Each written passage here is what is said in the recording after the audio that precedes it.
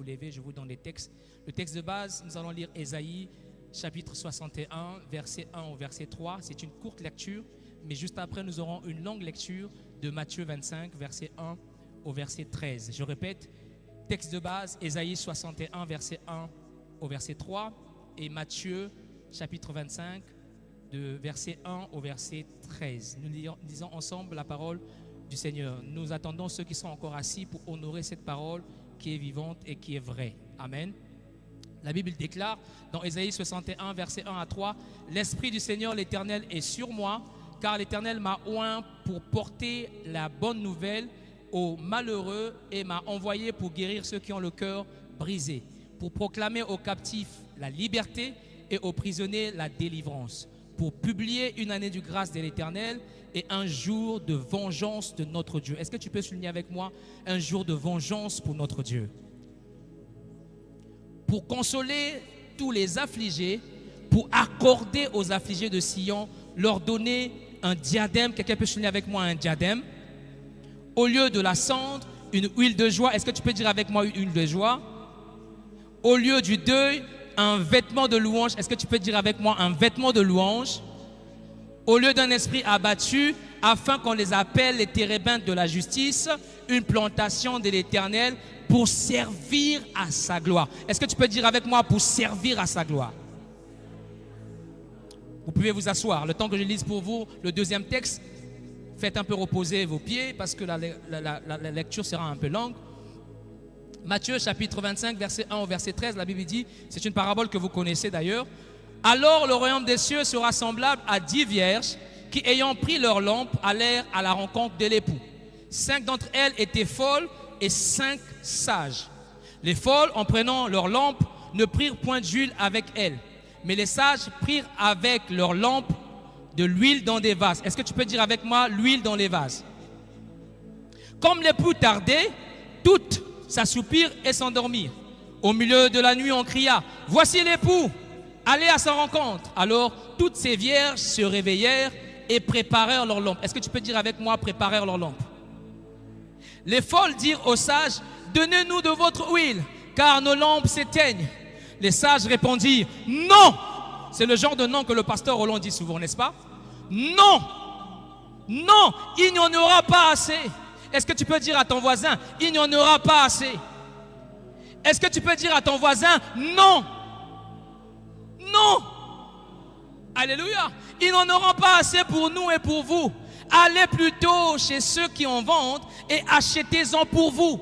Pendant qu'elle s'en allait, on achetait, l'époux arriva et celle qui était prête à entrer avec lui dans la salle des noces. Et la porte fut fermée. Plus tard, les autres vierges vinrent et dirent, « Seigneur, Seigneur, ouvre-nous. Seigneur, Seigneur.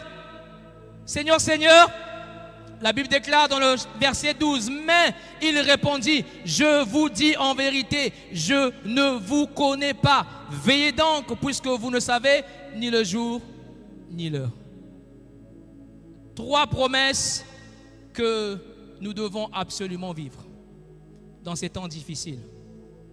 3 promesses fondamentales que nous devons absolument vivre dans ces temps difficiles. Tel est mon thème ce matin. Tel est ce que le Saint-Esprit a déposé dans mon cœur pour vous partager. Alléluia. Amen. Ces textes d'Ésaïe 61 et de Matthieu 25 transportent une sagesse et une puissance exceptionnelles. Le contexte dans lequel nous allons aborder sa richesse et même quelques généralités que nous voulons voir ensemble nous font parcourir un environnement que j'ai envie de dire qui sera exceptionnel, mais au travers la difficulté qui nous entoure. Alléluia. Au travers les malheurs qui nous entourent. Au travers les challenges qui nous entourent. Parce que la Bible déclare, c'est Paul qui le dit, dans les derniers jours, les temps seront difficiles. Je ne sais pas toi, comment tu es en train de vivre ces temps. Mais moi, je suis en train de vivre ces temps comme étant les temps difficiles. Je ne sais pas comment toi, tu es en train de vivre ces moments. Je ne sais pas comment tu appréhendes la guerre Israël et Hamas. Je ne sais pas comment tu es en train d'appréhender la crise économique. Je ne sais pas comment tu es en train d'appréhender post-Covid. Alléluia. Je ne sais pas comment tu es en train de vivre les différents chômages que les gens sont en train d'avoir ici à Pointe-Noire, ailleurs et dans le monde. Je ne sais pas comment tu es en train de vivre les challenges et les difficultés que les gens traversent dans leur foyer, dans leur ménage. Je ne sais pas comment tu es en train de vivre les divorces qui sonnent par-ci, par-là. Je ne sais pas comment toi tu es en train de vivre. Et je ne veux pas que tu sois la partisante ou celui qui accompagne ces faux prophètes, ces faux hommes de Dieu qui vous dit que vous êtes bénis, alléluia. Vous êtes bénis, alléluia, alors que vous traversez des temps difficiles. Alors que le monde autour de vous est en train de bouger. Alors que des choses deviennent de plus en plus compliquées. L'emploi devient de plus en plus compliqué. Si tu n'es pas le fils d'eux, si tu n'es pas la fille d'eux, pour travailler c'est compliqué. Les marchés deviennent de plus en plus compliqués. Alléluia. Tu es chrétien mais tu ne travailles pas. Tu es chrétien, tu n'as pas d'opportunité. Comment c'est difficile. Tu as des enfants, tu as une femme, tu dois les nourrir, tu dois te transporter pour venir à l'église. Combien c'est difficile, bien-aimés. Mais comment appréhendons-nous ces moments? Comment vivons-nous ces moments? Est-ce que nous sommes indifférents? Est-ce que nous sommes conscients de ce que nous vivons réellement? Est-ce que nous prenons conscience de ce qui se passe autour de nous? Peut-être que toi tu es béni, peut-être que toi tu es salarié, peut-être que tu as même eu la promotion il n'y a pas longtemps, peut-être que tu gagnes un salaire exceptionnel, mais est-ce que tu penses à ce qui se passe autour de toi? Pose la question à ton voisin, est-ce que tu penses à ce qui se passe autour de toi? Si ton voisin n'est pas d'accord, regarde le voisin du derrière. Comment je prêche, les gens collaborent dans la salle. Dites amen à ça. Donc dis à ton voisin collaborant. Alléluia. Parce que tu es béni, parce que lui, il est une source de bénédiction pour toi. Donc dis-lui bien, est-ce que tu es conscient de ce qui se passe autour de toi?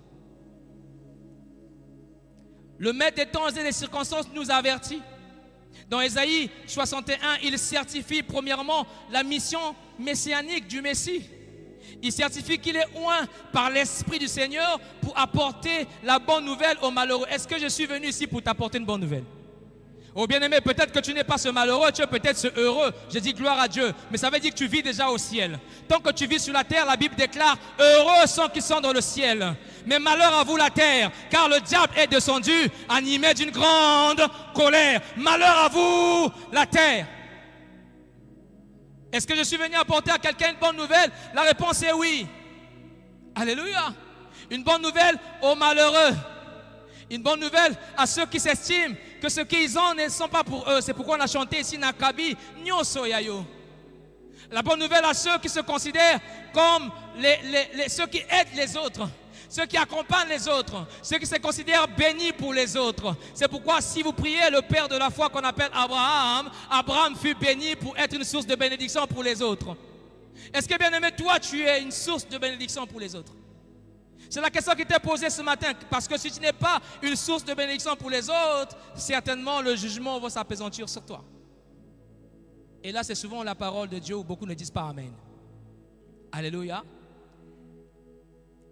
Cette parole d'Ésaïe 61 certifie que Jésus est oint par l'Esprit du Seigneur pour apporter la bonne nouvelle aux malheureux, mais aussi guérir les cœurs brisés. Il y a quelqu'un ici qui a vu son cœur brisé?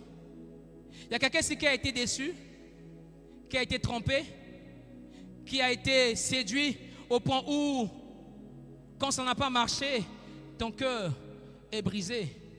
Le Seigneur ce matin est venu réparer ton cœur. Le Seigneur ce matin est venu te donner le cœur de chair. Bien, mais lorsqu'on parle d'un cœur brisé, ça veut dire au départ, tu avais un cœur endurci. Tu avais un cœur comme le caillou.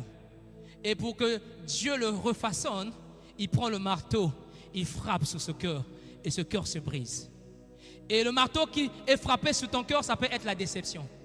Ça peut être la trahison d'un conjoint, d'une conjointe. Ça peut être la trahison d'un employeur. Tu lui as fait confiance. Tu as travaillé pour lui depuis des années. Il faille que Dieu utilise le marteau pour briser ton cœur. Et quand ce cœur a été brisé, le Seigneur prend les résidus de ce cœur, le fait fondre. Alléluia. Et te redonne un cœur nouveau. C'est pourquoi il dit dans Joël, je leur donnerai un cœur nouveau. Est-ce que tu peux dire avec moi, j'ai un cœur nouveau? Parce que ceux qui sont brisés, blessés, blessent les autres. Je viens proclamer la liberté aux captifs ce matin. Au nom du pasteur Roland, mais aussi au nom de Jésus-Christ, je viens déclarer qu'il y a quelqu'un qui était prisonnier, qui va être libre et délivré ce matin. Si tu le crois, tu peux claquer les doigts parce qu'il s'agit ici de ton message, il s'agit ici de ta parole. Je ne suis que le canal que Dieu s'est choisi. Alléluia. Cette prophétie annonçait déjà la venue du Messie pour nous faire du bien, pour me faire du bien, pour te faire du bien. Et bien entendu, il annonçait également le retour du Seigneur. Oui, le Seigneur revient bientôt. C'est certain. C'est absolument certain. Alléluia. Car Dieu ne ment pas. Dis avec moi, Dieu ne ment pas. S'il tarde, s'il te plaît, attends. Attends encore. Alléluia. Est-ce qu'il y a quelqu'un ici qui veut attendre encore? Il revient certainement. Dis à ton voisin, il revient certainement. Mais regarde-lui dans les yeux et dis-lui, est-ce que tu es prêt? Sans hypocrisie. Fais tomber ton masque ce matin. Est-ce que tu es prêt? Est-ce que tu es prête? Parce que certainement, le Seigneur revient. Alléluia. Il revient. C'est la première certitude. Il revient. Il revient. Je répète, il revient. Il revient. Il revient bientôt. Ton Seigneur de gloire revient. Et il revient. Il revient certainement. Il ne tardera pas. Ton Seigneur revient. Et il revient peut-être maintenant. Jésus revient. Il revient bientôt. Est-ce que tu es prêt, mon ami? Est-ce que tu es préparé à ça? Deuxième certitude. Les années de grâce et de l'Éternel sont les années comme une saison. Cela souligne que nous sommes véritablement graciés hier, mais que nous sommes graciés aussi aujourd'hui. Alléluia. Il y a quelqu'un qui croit à la grâce de Dieu? Oui, la grâce de Dieu a existé hier, elle existe encore aujourd'hui. Elle est encore présente ce matin. C'est ça la bonne nouvelle que je suis venu t'annoncer. Alléluia. Ainsi, la valeur de la bénédiction de Dieu nous accompagne, même dans les milieux de tribulation. Tu traverses une tribulation, tu traverses les angoisses, la bénédiction de Dieu t'accompagne, même dans cet environnement. Alléluia. Cette grâce est une promesse de rédemption. C'est la restauration pour ceux qui sont 1 opprimés, qui sont 2 compressés, qui sont 3 déprimés, qui sont 4 offusqués, qui sont 5 blessés, qui sont 6 brisés, qui sont 7 comprimés, et ceux et celles qui ont des besoins types. Alléluia.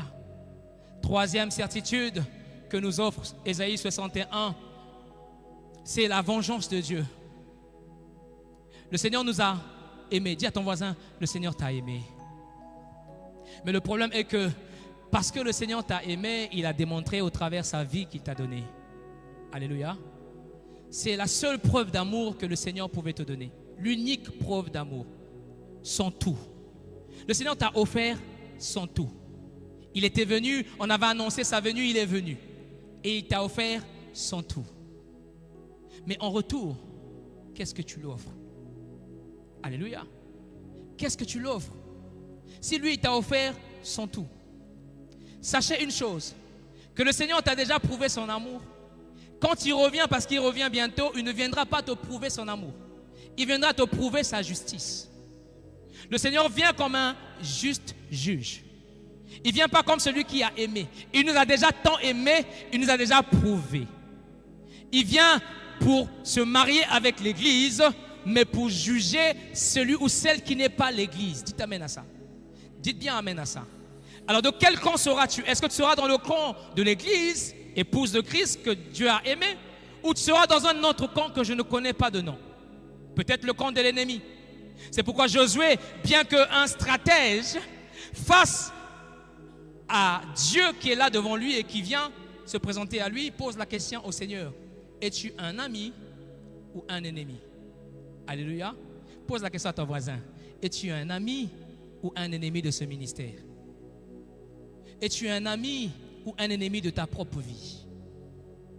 Parce que c'est important pour nous de connaître notre position.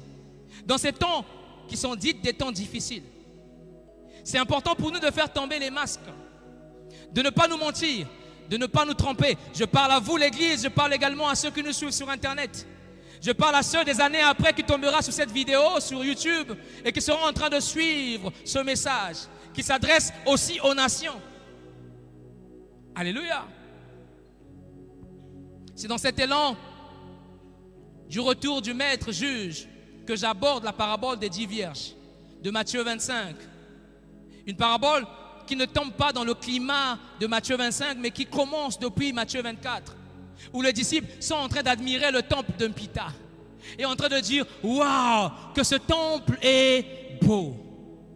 Jésus leur réplique en disant « Il ne restera pas ici pierre sur pierre qui ne soit renversée !» Ça commence là, et là ils sont effrayés de la réponse de Jésus. Et ils posent la question au maître, quand est-ce cela sera-t-il? Comment ça va se passer? Et là Jésus commence à relater ce qui va se passer. Il y aura la tribulation. Alléluia. Ça sera difficile. Ça sera difficile. Que celui qui sera sous le toit reste sous le toit. Malheur aux femmes enceintes. Reine des bras cacha. Malheur à vous la terre. Parce que le jugement de Dieu sera sévère. Malheur à toi chrétien, chrétienne. Malheur à toi chantre. Malheur à toi protocolaire. Malheur à toi membre de l'accueil. Malheur à toi, toi qui me suis sur internet, qui ne viens jamais à l'église. Malheur à toi. Et ça commence depuis le chapitre 24. Malheur, malheur, malheur, tribulation, jugement, etc. Et puis il tombe sur le chapitre 25 où il est en train d'expliquer aux gens comment en fait ce royaume va venir. Comment en fait le retour de Jésus-Christ va se manifester. Je me souviens encore que Jésus le dit pour son temps, mais il le dit également pour la suite des temps. Dans son temps, ces choses se sont accomplies. Aujourd'hui, le temple que les disciples admiraient est réduit en ruine. Et vous voyez les Israélites qui sont devant le mur de lamentation brisé à moitié, en train de prier. Alléluia. Dans un temple en plein air. Ces choses se sont accomplies. Quel signe as-tu besoin pour reconnaître le retour du Messie? Il y a eu des guerres, des bruits de guerre, nous avons vu. Dans ta propre terre, dans ta propre nation, je n'ai pas honte de le dire. Du haut de cette chair, je dis que dans les années 58 ou 52, maman Germaine pourra me corriger, parce qu'elle connaît bien l'histoire. Entre les Babembe et les Balari, il y a eu comme une division, où les gens ont sorti les machettes pour s'entretuer. Ça se passe ici au Congo, sur ta terre. Alléluia. Dites bien amen à ça. Est-ce que bien aimé, tu étais né? Peut-être pas. Est-ce que c'est la raison pour laquelle tu dois oublier l'histoire? Non. Parce que les bruits de guerre, ce sont également ces symboles qui ne sont pas seulement faits au niveau mondial, mais qui se font également au niveau de chez toi. Pas plus tard que 93, on dirait que le temps ne s'est pas vite écoulé. Il y a encore une guerre du côté de Bakongo, entre les Nibolèques et les Tchèques. Alléluia. Alors il y a quelqu'un ici qui a déjà oublié. Je vous assure, dans cette guerre, on a pris des enfants, on les a mis dans les mortiers vivants et on les a pilés. Ça se passe sur ta terre. Peut-être que pour eux, c'était déjà la fin du monde. Peut-être que pour eux, c'était déjà le Messie qui s'annonçait revenir. Parce que le monde était devenu cruel. Ça se passe chez toi. Peut-être que tu n'as pas vécu ça. Gloire à Dieu. Mais je suis en train de venir ici pour t'avertir que ces choses ne vont pas changer. Ça viendra de mal en pire. Je répète, de mal en pire. De mal en pire. Ce qui est arrivé aux autres peuvent aussi t'arriver. Ce n'est pas parce que tu pries, ce n'est pas parce que tu jeûnes. La tribulation viendra. Le Seigneur nous a avertis. Ah, tu penses que c'est fini? Comme si c'était fini en 93. C'est pas fini. En 97, il y a eu une autre guerre. Alléluia. Une guerre, je dis Dieu merci, parce que Dieu m'a parlé au travers un fou. Le 4 juin, en me disant, on va fuir la guerre, hein? On va fuir la guerre, on va fuir la guerre, hein? On va fuir la guerre. Je revenais de l'école à Ngagne-Édouard et je le rencontre tout simplement vers l'hôpital général. Un fou, avec des locks, tout sale, tout crasseux. Viens m'informer, on va fuir la guerre, on va fuir la guerre. Je veux passer, il m'arrête comme ça. Je veux passer, il m'arrête comme ça. On va fuir la guerre, on va fuir la guerre. On est le 4 juin, ne sachant pas ce qui allait se passer. Alléluia. Et là, il arrive que je me souvienne de ce que le fou m'a dit. Et je me dis, si c'était Dieu qui me parlait, est-ce que tu peux dire à ton voisin, si c'était Dieu qui te parlait? Oh, dis-le bien. Si ton voisin de côté n'est pas d'accord, regarde ton voisin du derrière. Si c'était Dieu qui te parlait. Pas plus tard que le 5 juin, j'ai dit à mes parents, peut-être qu'il y aura la guerre, arrangeons tout ce qu'il faut arranger et partons. Ils m'ont dit, oh, tu es un charlatan, tu es un rêveur. De quelle guerre parles-tu? 93, c'est passé, on est en paix. Oh, bien-aimé, lorsque l'humanité dira paix, sûreté, ainsi soudain viendra la ruine. Quand tu te diras dans ton mariage, il y a la paix. Tu te diras dans ton boulot, ça va, j'ai un CDI, ça me convient, j'ai eu la promotion, ça me convient, ainsi viendra soudain la ruine. Quand tu dis Nassina Bali et Sili, tu es venu ici, tu as exhibé ta bague. Ce qui moninga Bali, c'est là, moninga Bali, c'est là. La ruine va te visiter. Est-ce qu'il y a encore des gens qui aiment ce genre de message? Tu es calme, acclame Jésus.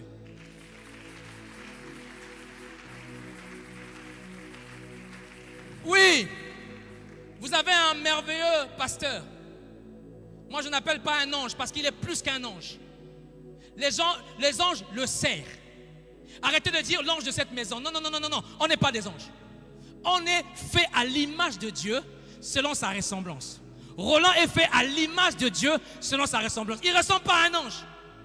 C'est un homme de Dieu qui est fait à l'image de son Père. C'est comme moi, Stel Balossa, je suis fait à l'image de Roland. Tu t'amènes à ça? Dites bien amen à ça. Dites encore amen à ça. Le pasteur Roland a dit un jour, lorsqu'il parlait des shifts qu'il faut avoir dans vos vies, lorsqu'il parlait des saisons, on a beaucoup parlé de la nouvelle saison. Là, nous sommes en train de parler de la nouvelle décennie. C'est aussi un shift. Mais il a dit un jour, je le cite, que la frontière d'une nouvelle saison dépendra des batailles que nous aurons à livrer aujourd'hui. Tu es à la frontière entre le retour du Seigneur. Quelle est la bataille que tu es en train de livrer aujourd'hui? Est-ce que chrétien, tu n'es pas en train de dormir? Est-ce que chrétien, tu n'es pas en train de sommeiller? Est-ce que chrétien, tu n'es pas en train de jouir de ta vie, de ta promotion, de ton salaire? Est-ce que tu ne te caches pas entre la visibilité et l'obscurité? Mon pasteur a toujours dit, les nuits ne sont pas aussi obscures que nous le croyons. Les ruelles ne sont pas si étroites que nous le pensons. Cette parole, il me l'a écrite dans un mail, il y a de cela plus de 10 ans. Et je m'en souviens encore. Parce qu'à un moment dans ma vie, je faisais les choses cachées, en pensant qu'on ne me voyait pas. Dieu me voyait. Parce que le Dieu dit, je prends auprès de vous à témoin le ciel et la terre. Bien aimé, ce n'est pas ton pasteur qui sera ton témoin. C'est le ciel et la terre. C'est pourquoi lorsque tu marches, regarde le ciel qui est un témoin. Regarde la terre qui est un témoin. Lorsque tu vas fréquenter les hôtels, lorsque tu vas fréquenter les boîtes de nuit, ne regarde pas en cachette. Ne va pas te cacher derrière le VIP, l'endroit obscur. Non, non, non, non. Parce que le ciel et la terre te voient. Est-ce que je parle à quelqu'un ce matin? Oh, si tu n'aimes pas cette parole, acclame quand même, parce que cette nivakine va te faire du bien. Les feralgans, personne n'aime ça. Mais quand tu trembles, quand tu grelottes, tu prends les feralgans. Après, tu tords la bouche, tu tords le visage. Mais ça va te faire du bien. Il y a le visage de quelqu'un qui est tordu ce matin. Dis à ton voisin, ça va te faire du bien. Alléluia. Et le message que le pasteur Roland est en train de prêcher ces jours-là date depuis 2020. Je suis tombé sur ce message et je me suis souvenu qu'il parlait du mystère de Christ. Et dans ce mystère de Christ, il parlait d'un lieu qu'on appelle Gethsémane. Est-ce que quelqu'un peut dire avec moi Gethsémane? Moi, je suis pédagogue. Hein? Dites amen à ça. Je veux l'interaction. Dites avec moi Gethsémane.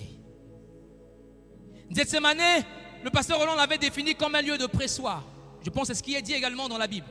C'est un lieu de la déprime. C'est un lieu pour une fois dans sa vie, Jésus a eu peur.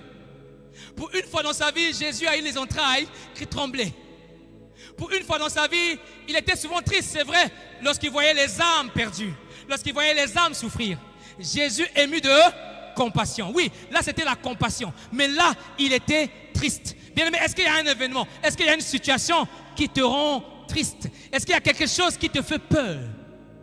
Parce que Gethsémane sera ce lieu où tu dois affronter tes peurs, où tu dois affronter tes craintes, où tu dois affronter le shift entre maintenant et la nouvelle décennie, entre maintenant et le retour du Seigneur. Est-ce que tu es en Gethsémane? Pose la question à ton ami. Est-ce que tu es en Gethsémane?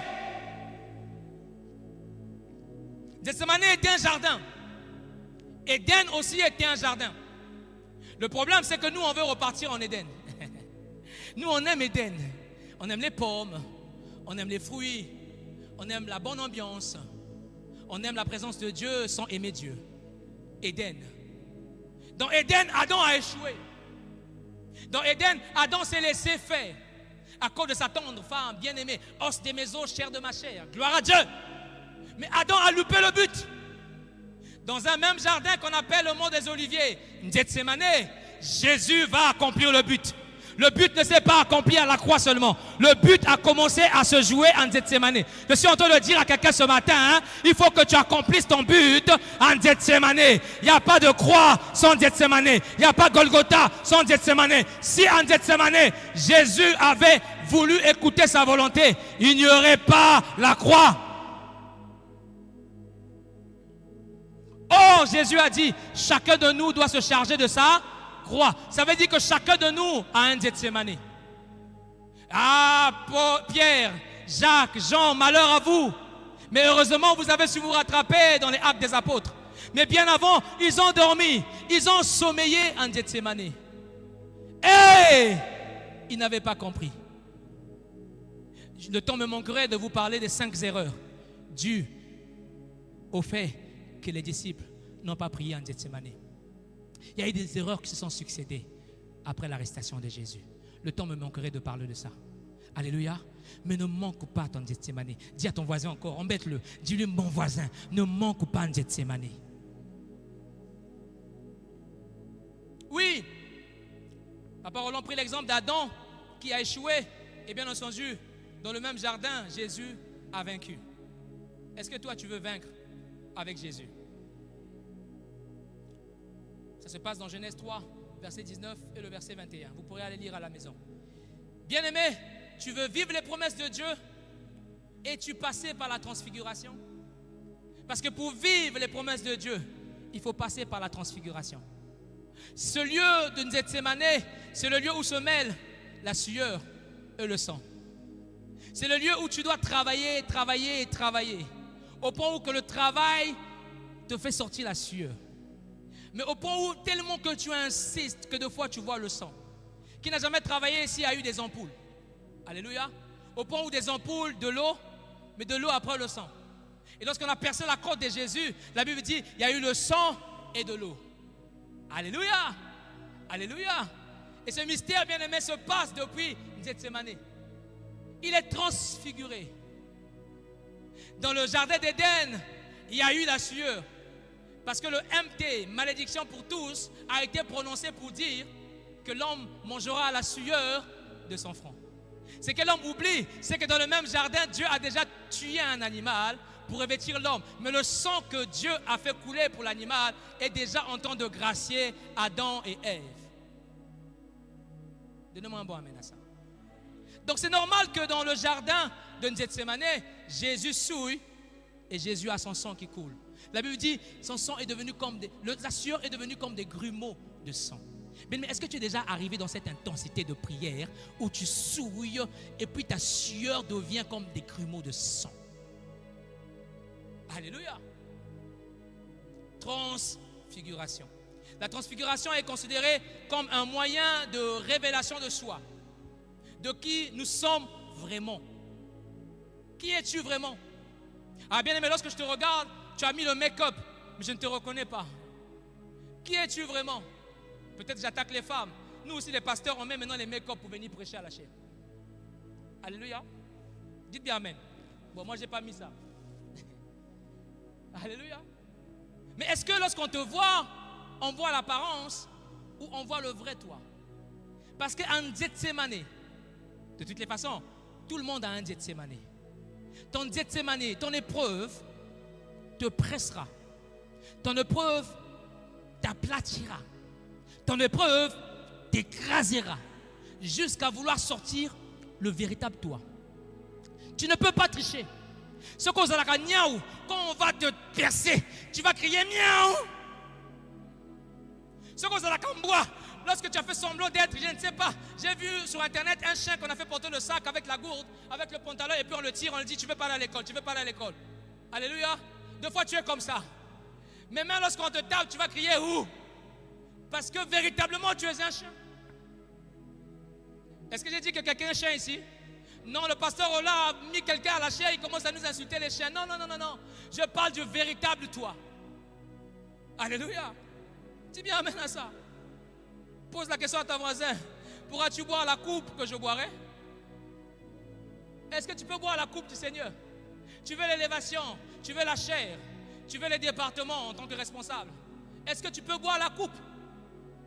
Est-ce que tu peux accepter d'entendre que tes serviteurs t'insultent?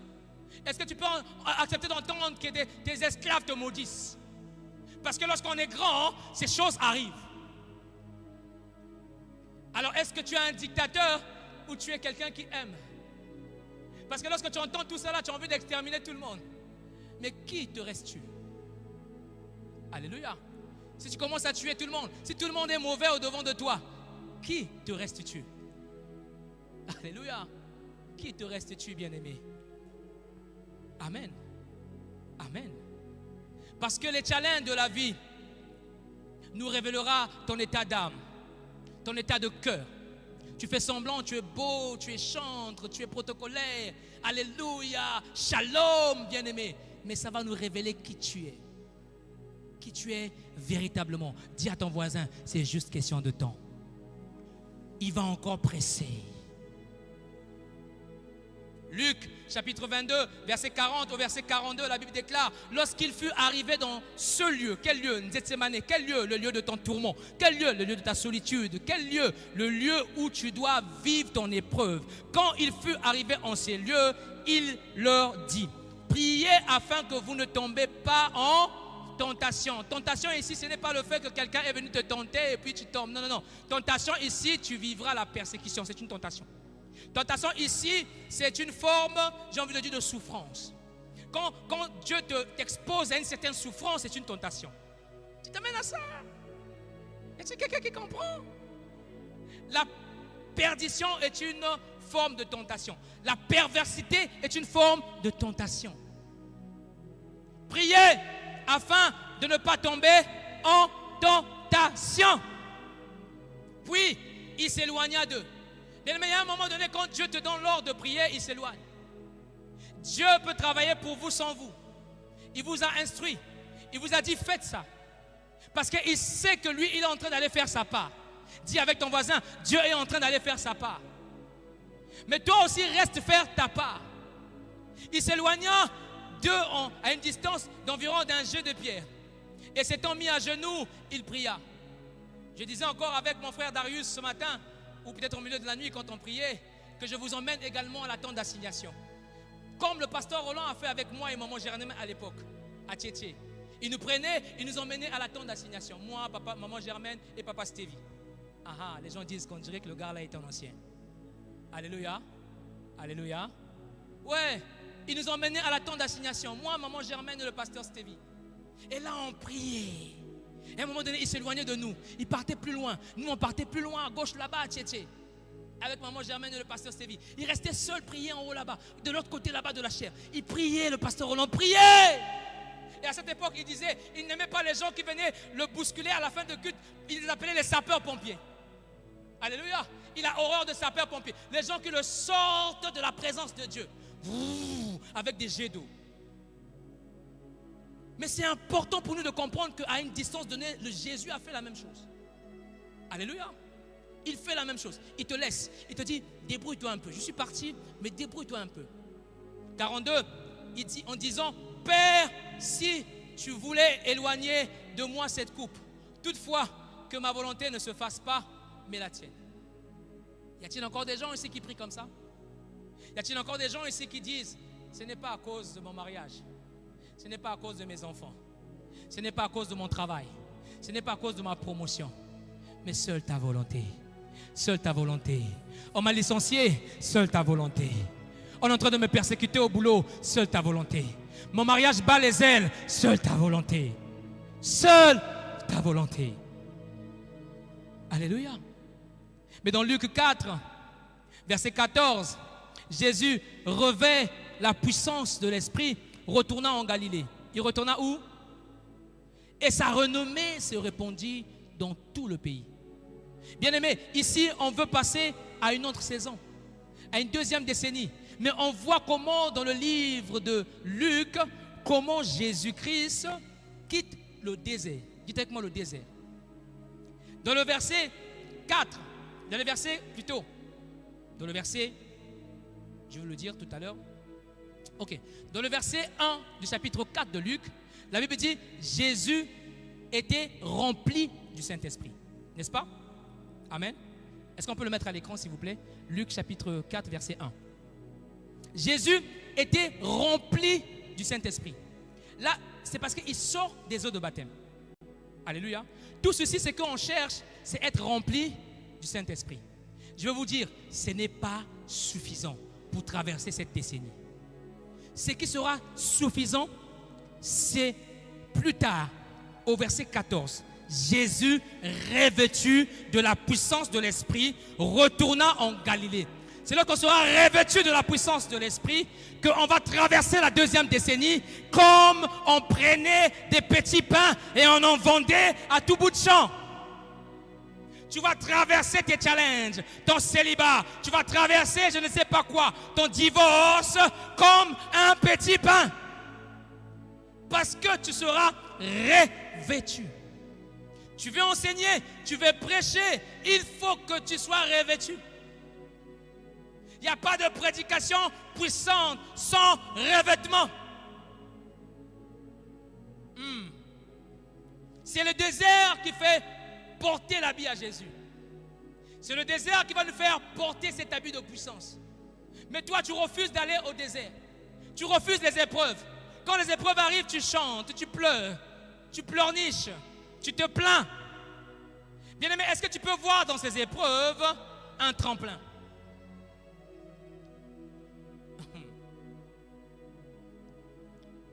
Le temps me manquerait pour citer les objectifs de mon enseignement.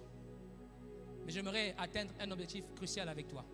C'est que tu puisses apprendre à perdre pour gagner. Y a-t-il quelqu'un ici qui peut apprendre à perdre pour gagner? Y a-t-il quelqu'un ici qui peut vivre dans le sacrifice pour la gloire à venir et non pour la gloire présente qui passera? Deuxième objectif que je vais atteindre avec vous, l'église de Pita et ceux qui me suivent sur Internet, c'est de vous aider à vous préparer à la rencontre de votre époux. On prépare tous nos mariages. Même celui qui est célibataire ici a déjà soi-disant acheté les assiettes pour son futur mariage. Et quelle foi, hein? Gloire à Dieu. À une certaine époque, on connaissait même des sœurs qui achetaient des sous-vêtements aux frères. Connaissons la mesure comment? On ne sait pas. Préparation du mariage. Mais on est l'église qui ne savons pas préparer la rencontre avec le merveilleux époux. On prépare les chapiteaux. On appelle les sœurs pour nous décorer les chapiteaux. Je ne cite pas le nom, pour ne pas faire la publicité. Mais est-ce qu'on prépare le chapiteau de notre gloire à venir? Est-ce qu'on a préparé les invitations qu'on a données aux âmes pour venir le jour de notre mariage? Oui, bien-aimé, quand tu invites quelqu'un à l'église, tu n'invites pas quelqu'un à l'église pour lui. Tu l'invites pour toi le jour de ton mariage avec le Seigneur. Il faut que cette personne soit présente. C'est ça l'évangile que Dieu veut qu'on puisse avoir. Ce jour-là, tu seras heureux, tu seras content et contente lorsque le bien-aimé que tu avais invité est présent. Pourquoi? Parce que, à vrai dire, les gens qui viennent à nos rendez-vous, ce n'est pas les gens qui sont bénis. Ce sont les gens qui sont malheureux que Dieu a bénis. Oh, tu ne dis pas bien amen parce que tu n'as pas bien compris. Je répète ceci. Dieu a prophétisé en donnant une parabole qui disait, lorsque tu invites les gens, n'est-ce pas? Ce n'est pas ceux-là que tu invites qui viennent souvent. Mais c'est souvent même ceux-là que tu n'as pas invités qui viennent. Donnez-moi un bon amen. C'est-à-dire que les gens qui sont grands, élevés en dignité, ont toujours des raisons. Pour dire que mon enfant est malade, je vais en mission de service, je ne pourrai pas être là. Mais il y a un malheureux là-bas qui reçoit ton invitation, qui vient. Parce qu'il veut t'honorer. Est-ce que quelqu'un peut honorer ce genre de personnes? Est-ce que quelqu'un peut inviter ce genre de personnes? Alléluia. Troisième objectif, c'est d'aider l'Église à reconnaître le chemin. à apprendre la vérité et bien sûr à trouver la vie. C'est cet objectif que je veux atteindre avec vous ce matin, Église. Et en cela, j'aimerais quand même vous citer les 3 promesses que nous devons absolument vivre avant d'atterrir. Alléluia. Dans les 3 promesses que j'aimerais vous citer ici, c'est tout d'abord la promesse du diadème. Dis à ton frère la promesse du diadème. Dans la promesse du diadème, on voit combien il est important pour toi de garder un but. Le diadème ici, c'est le but que tu recherches. Alléluia. C'est ta destinée. C'est le fameux destin que tu es toujours à la recherche. Seigneur, montre-moi ta volonté. Montre-moi ma destinée. Bien aimé, tant que tu n'as pas la puissance du diadème, tu ne peux pas avancer. Toutes les personnes qui ont réussi un jour, ce sont des personnes qui ont toujours eu des buts, qui ont toujours eu des objectifs. Tu vas arrêter le ciel simplement parce que le ciel n'était pas ton but. Dites-moi un bon amen. Si le ciel est ton but, tu vas tout faire pour ne pas rater le ciel. Tu vas tout éviter pour ne pas rater le ciel. Donc c'est pour moi la première promesse que le Seigneur nous fait. Première promesse, la puissance du diadème. Et c'est dans Ésaïe 61, verset 3. Le diadème est associé à la transformation et à la gloire. Généralement, un diadème, ce n'est pas les rois qui portent les diadèmes, c'est souvent les reines. Alléluia. La couronne ici, c'est l'église qui va porter la couronne. Ce n'est pas un roi. Donc ne te considère jamais comme un roi. Ne dis jamais, c'est mon église. Ne dis jamais, c'est mon peuple. Parce que la couronne appartient à une dame qu'on appelle l'église. Le diadème appartient à une dame qu'on appelle l'église, l'épouse du Seigneur. Donc c'est ça qu'on doit voir. Parce que Dieu ne vient pas chercher un homme. Dieu vient chercher l'église. Mais dans l'église, tu y es. Donnez-moi un bon amen. Et demande à ton voisin, est-ce que tu es à l'église? Parce que ce qui fait peur, de fois, tu es à l'église sans être à l'église. Le diadème accorde l'honneur. Le diadème, c'est la voie de la foi et de la droiture. Le diadème peut également représenter la royauté spirituelle ou la souveraineté. Dis à ton voisin, ne perds pas ta vision. Ne perds pas en vue ta couronne.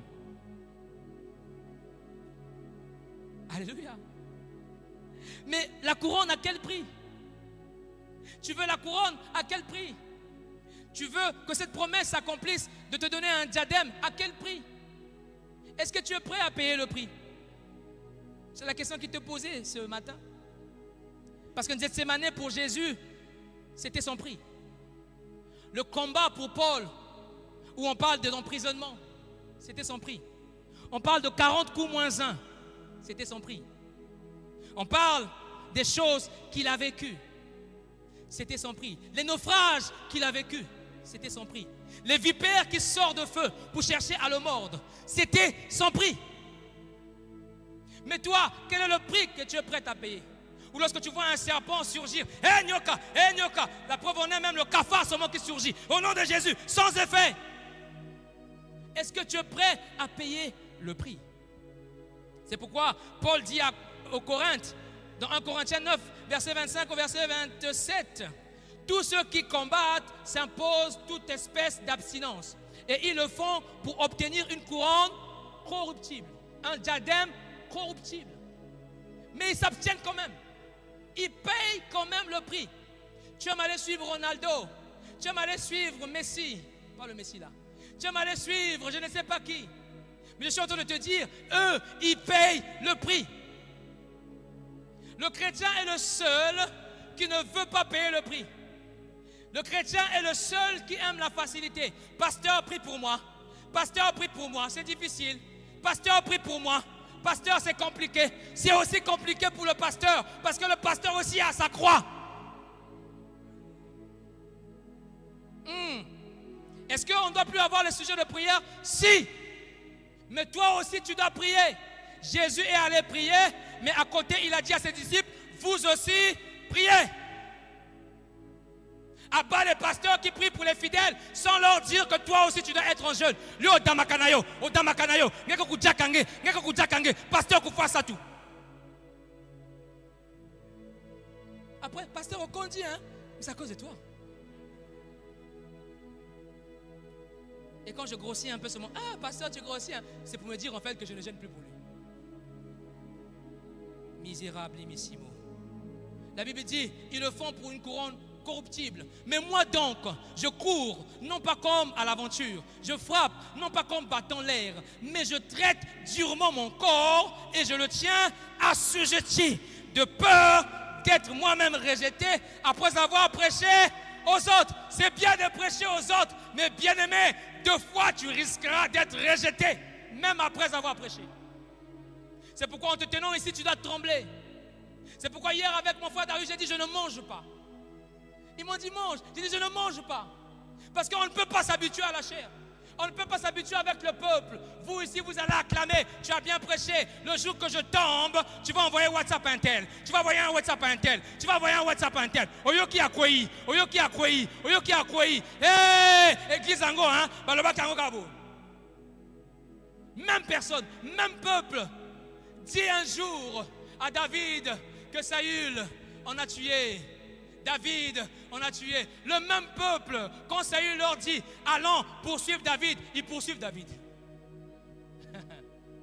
Le même peuple que David a sauvé.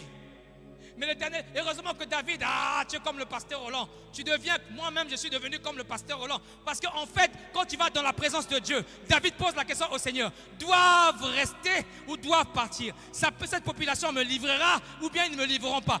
Dieu lui dit, ils te livreront. Est-ce que je parle à quelqu'un? Dis à quelqu'un, ils te livreront. Dis-le bien, ils te livreront. Il faille que tu sois quelqu'un qui est objectif. Alléluia.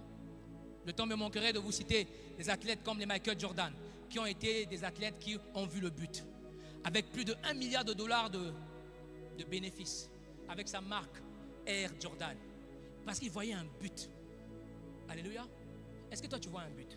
Au bandika projet Sikasiko, Mikakatane Koti. C'est-à-dire que les difficultés sont tombées, tu as abandonné. Eux, ils n'abandonnent pas. Le temps me manquerait pour vous citer le nombre de fractures que Lionel Messi a eu. Le nombre de blessures que les Michael Jordan ont eu. Le nombre de divorces qu'ils ont eu à cause du sacrifice, à cause de leur sport. Vous ne pouvez pas imaginer le nombre de prix qu'ils ont payés. Eux, en tant que païens. Mais toi, en tant que chrétien, tu as même oublié qu'il y a des athlètes comme Martin Luther King qui a dit un jour « I have a dream » et qui a sacrifié sa famille, qui partait. Lorsqu'il marchait vers Washington, il savait peut-être qu'il allait mourir. Mais il y allait quand même pour que la ségrégation aux États-Unis soit éradiquée. Pour que toi, un jour, tu prennes des visas. N'as-tu visa, hein? N'as-tu visa, hein? Avant, tu ne pouvais pas partir là-bas. Dès que tu arrives à l'aéroport, fiap, esclave. Mais King a lutté. Il n'a jamais eu de promotion. King, tu n'as jamais été président. King, tu n'as même pas été premier ministre. Mais King, tu as lutté pour qui? King a lutté pour toi. King a lutté pour moi. Comme Jésus l'a fait aussi. Roland, tu luttes pour qui? Roland, pourquoi tu bâtis tout ça? Roland, pourquoi tu veux bâtir la cité de rêve? Roland, je suis en train de dire, Roland le fait pour toi, pour tes générations futures. Il partira, peut-être même très rapidement, mais il le laisse pour qui? Tu fais bien d'acclamer le sacrifice de sa vie. Tu es là, tu le juges. Tu es là, tu parles mal de lui. Tu es là, tu le traites, je ne sais pas de quoi. Je suis en train de te dire, Église, tu payeras. Hier encore, avant-hier, quand j'arrivais ici à Pointe-Noire, il y a quelqu'un qui a voulu mépriser mon onction. Et pendant qu'on venait, on arrive à Siafoumou pour arriver chez Darius. Et puis, on clignote, il y avait un groumier qui était derrière nous, qui nous a klaxonné, point. Et puis, le chauffeur était dans sa ligne. Il a clignoté pour dire que je vais à gauche. Et là, il prend sa tangente parce que de l'autre côté, c'est libre. Et donc, il prend la gauche. Et parce qu'il prend la gauche, le chauffeur a commencé à nous insulter. Ah, faux chauffeur. Pendant qu'il est en train de dire faux chauffeur, il a pris un premier taxi. Le premier taxi a pris un deuxième taxi. Pourquoi? Parce qu'il a voulu simplifier l'onction. Il ne savait pas qui était dans ce taxi. Donnez-moi un bon amen. Donnez-moi un bon amen. Je suis le fils de Roller, les gars. Mais nous regardez l'onction qui court. L'impact de cette onction. Je me réjouis parce que ce chauffeur a fait l'accident. Non. Mais il a voulu mépriser l'onction d'un missionnaire qui a quitté Brazza, qui a laissé sa famille, qui a laissé son lit, qui a laissé sa nourriture, son nyongmo, Damage, Mbimbi, qui a nargué son chef. Parce que j'avais une réunion à midi au cabinet du ministre. Mais je suis parti. Pourquoi? Et puis toi tu viens m'insulter. Mais tu auras une conséquence de l'onction. Croyez à l'onction que vous avez. Élisée a dit, quand on appelait le chauve, Élisée a dit, Bakoli Abino. Et les ours sont venus bouffer ces personnes. Je ne dis pas que tu fasses ainsi, mais même avec ton calme, laisse Dieu être ton juge. Ce que tu lieras sur la terre sera lié dans les cieux. Dis amen à cela. Deuxième promesse, c'est la promesse de la puissance du revêtement. Je suis en léger dépassement, c'est ça? Non, ça va. 2 minutes. La promesse de la puissance du revêtement, c'est la deuxième promesse que Dieu a eu à te faire dans Ésaïe 61. N'est-ce pas? Cela fait référence à un changement d'attitude, à un état d'esprit. Le vêtement de louange symbolise la gratitude et l'adoration. Vous savez, je me souviens d'un passage de Jean chapitre 11. Quand 2 personnes, Marie et Marthe, s'approchent de Jésus à cause de leur frère Lazare qui est mort. Avant, ils envoient un messager pour dire: Lazare, ton frère que tu aimes, est malade. Jésus ne vient pas. C'est comme ta prière que tu fais et puis Jésus ne t'a pas exaucé. Ils envoient un deuxième messager. Lazare, ton frère que tu aimes, est mort. Jésus ne vient toujours pas. 3 jours après, Jésus se met en route. Il est déjà mort. Le 4e jour, il arrive parce qu'il y a quand même un temps de marche pour arriver de l'autre côté là-bas chez Lazare. Et une qui dit: ils sont déjà. Alléluia. Maître, ils sont déjà. Elle dit: si tu eusses été ici, il ne serait pas mort. Si l'ensemble de la Ganzambe est solo, je ne serais pas célibataire jusqu'aujourd'hui. Au sein de la Ganzambe solo. Le problème, il est encore bon que tu sois seul. Alléluia. Et c'est pareil, elle vient dire les mêmes mots que sa sœur Marie, juste après, qui viendra dire les mêmes mots. Si tu eusses été ici, mon frère Lazare ne serait pas mort. Jésus n'a pas bougé d'un cran quand c'est Marthe qui l'a dit. Mais le problème, c'est que lorsque Marie est venue, la Bible dit, dès qu'elle a entendu que le maître est à la porte, elle courut, elle se leva promptement, elle tomba à ses pieds, elle dit: Maître, si tu eusses été ici, mon frère ne serait pas mort. La Bible dit, Jésus frémit au-dedans de lui. Il dit: où l'avez-vous mis? Est-ce qu'il y a quelqu'un ici qui peut descendre plus bas pour que Jésus dise de toi ton problème? Où est ton problème? Où est ton problème? Wapi Bango? Ils sont où? Baza Wapi? Ils sont où? Où est ton problème? Où sont tes problèmes? Où sont tes challenges? Cette adoration, on appelle ça pipto en grec. C'est une adoration profonde. C'est une adoration d'intimité. C'est une adoration où on dit à la résurrection des morts, les morts ressusciteront. C'est ce qu'elle croit. Mais les morts peuvent encore ressusciter aujourd'hui. Oh, j'ai aimé le frère Erland quand il a dit ici, c'est je suis. Je suis. Il est le même hier, aujourd'hui et éternellement, mais il est d'abord le Dieu d'aujourd'hui. Il est ton Dieu de maintenant, ici et maintenant. Ça se passe maintenant. Alléluia. Donc c'est important pour toi de comprendre que Jésus rempli de l'Esprit est différent de Jésus revêtu de la puissance de l'Esprit. Quand la puissance de l'Esprit déborde le vase que tu es, la femme à la perte de sang peut venir seulement imaginer te toucher de l'extérieur et elle est guérie. Alléluia. Parce que le revêtement coule comme de l'eau. La Bible dit, si vous croyez en moi, les sources d'eau vive jailliront en vous. C'est l'exemple de l'onction qui continue à couler parce qu'on est à genoux. Église HSC, Église extension de Mongali, Église extension de Mpaka, Église extension de Ngoyo, je vous le conjure, acceptez le rendez-vous de Nzetsemane. Acceptez le rendez-vous de Nzetsemane. Ne fouillez pas ce rendez-vous, n'ajournez pas ce rendez-vous. Ce rendez-vous arrive toujours lorsqu'il y a un shift. Alléluia. C'est pourquoi dans l'Apocalypse 19, verset 1 au verset 8, la Bible dit: réjouissez-vous et soyez dans l'allégresse. Et donnons-lui gloire, car les noces de l'agneau sont venues et son épouse s'est préparée. Est-ce que tu peux te préparer? Alléluia. Est-ce que tu peux te préparer? Parce qu'on ouvrira la porte à ceux qui sont préparés. On va revêtir un vêtement nouveau à ceux qui sont préparés. Et la marque de Dieu, la marque du vêtement de Dieu, ce n'est pas Gucci, ce n'est pas Coco Chanel, ce n'est pas ce que vous connaissez là, c'est pas quoi, Kappa, ce n'est pas tout ça. La marque de Dieu, c'est FL, fin lin, FL, éclatante, pure, car le fin lin, ce sont les œuvres des justes saints. Alléluia. Ce sont tes œuvres.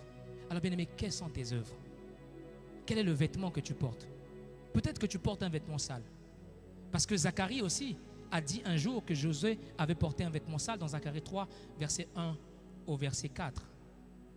Il dit, l'Éternel dit à Satan, que l'Éternel te reprime.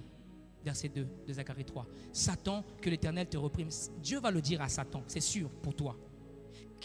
Lui qui a choisi Jérusalem, n'est-ce pas là un tisson arraché du feu?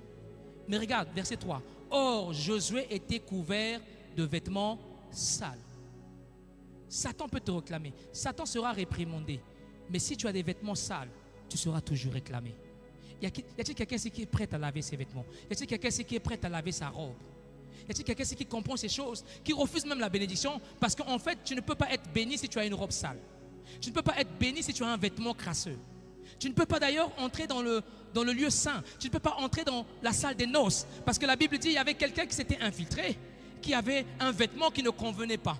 Et même là, Dieu dit, mon ami. Pourquoi Dieu l'appelle mon ami? Ce n'était pas Satan. Beaucoup interprètent cela comme Satan. Mon ami, que fais-tu ici? Parce qu'en fait, Dieu appelle toujours les disciples qui arrivent à un certain niveau amis. Je ne vous appellerai plus serviteurs, je vous appellerai des amis. Mais ce disciple-là avait un vêtement sale. Il lui appelle mon ami. Que fais-tu ici? La Bible dit quoi? On le prit, on le mit dehors. Seigneur, comment tu peux m'appeler ton ami et puis tu me jettes quand même dehors? Comment tu peux m'appeler grand chant de l'Éternel et puis tu me jettes dehors? Comment tu peux m'appeler berger et puis tu me jettes dehors? Comment tu peux m'appeler pasteur et puis tu me jettes dehors? Comment tu peux m'appeler prophète et puis tu me jettes dehors? Comment après beaucoup de temps tu m'as confié tes secrets? Parce que je ne cacherai pas à Abraham ce que je ferai de Sodome et de Gomorrhe. Comment après ça je suis quand même mis dehors à cause du vêtement sale? Qui les jours de son mariage ici a envie d'aller au mariage avec les vêtements des mécaniciens? C'est ton mariage, c'est toi qui se maries. Alléluia. Il faut qu'on soit homosexuel pour nous ensemble à Kambaboui. Alléluia. Quelqu'un dit amen à ça. Je ne suis pas xénophobe. Je suis chrétien. Amen. Amen. Y a-t-il des lesbiennes ici? Répondez-vous. Jésus revient bientôt. Tu as des penchants? Réponds-toi. Jésus revient bientôt. Amen. Troisième et dernière promesse, et je veux m'arrêter là. C'est la promesse de la puissance de l'huile.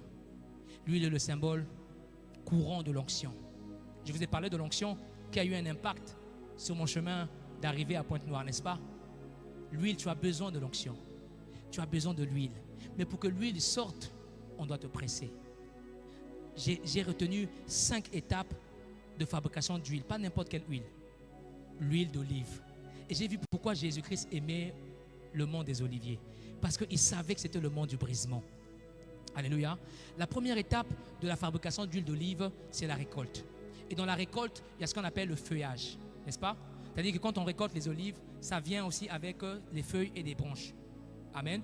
Et pendant qu'on récolte l'olive, déjà sur l'arbre, on essaie de voir quelle est la branche qui n'a pas produit. Et quand on regarde la branche qui n'a pas produit, on fait quoi? On la coupe. On la coupe. Et ça se fait à la récolte.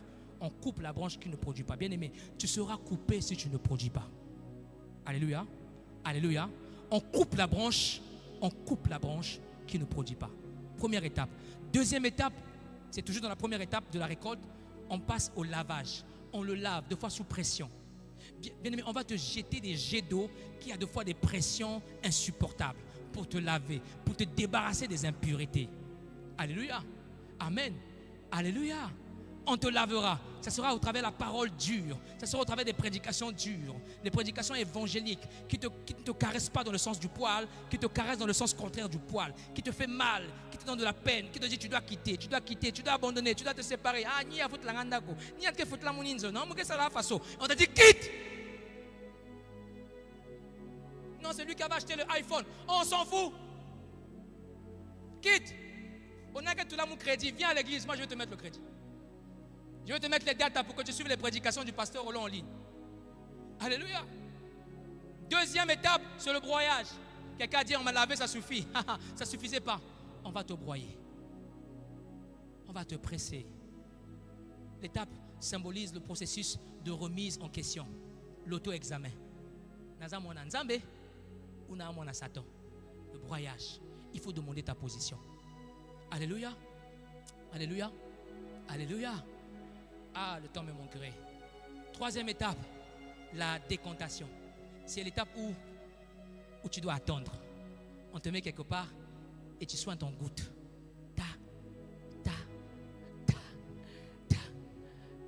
Alléluia. Tu dis la perfusion que ça va finir ou ça va finir. Dieu est en train de te soigner. Calme-toi. Alléluia. Il y a des gens qui comprennent ce que je dis. Toi, tu n'es jamais passé par là, c'est pas grave. Moi, je suis passé par là avec les opérations de ma femme. 2 opérations en moins de 6 ans. Alléluia. La perfusion en question dure longtemps. Le décantage de l'huile. Alléluia. 4e étape, la centrifugeuse. C'est là où Dieu sépare. C'est là où le dépôt va au fond et l'huile monte. C'est là où tu dois monter. C'est là où tu dois te séparer de tout ce qui t'empêche d'aller de l'avant. Tout ce qui te rend lourd. Vous savez, un avion lourd ne peut pas décoller. Dites amen à ça. Tout ce qui te rend lourd, tu dois laisser en bas. Bien-aimé, qu'est-ce qui te rend lourd ce matin? Qu'est-ce qui t'empêche de rencontrer l'époux? L'huile, tu en auras besoin pour que ta lampe continue à briller. L'huile, tu en auras besoin pour avancer comme un carburant. Lorsque tu seras déçu, lorsque ce sera difficile, c'est l'huile qui va te faire avancer. Alléluia. Amen.